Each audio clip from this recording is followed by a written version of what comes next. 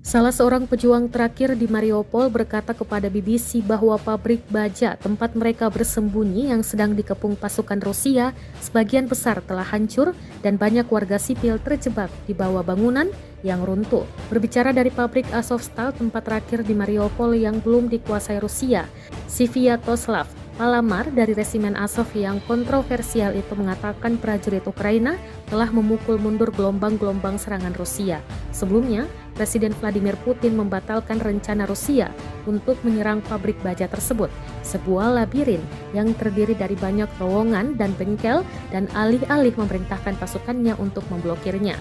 Sebagian besar kota Mariupol hancur setelah berminggu-minggu dibombardir Rusia dan pertempuran yang intens di jalanan.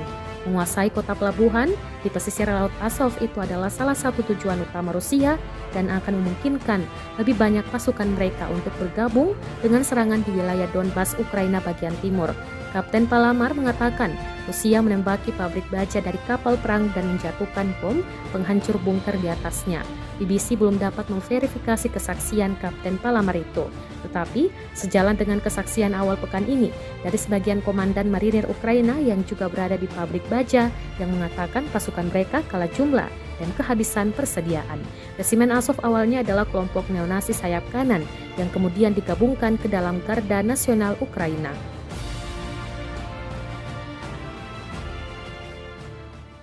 Terima kasih sudah nonton. Jangan lupa like, subscribe, dan share ya.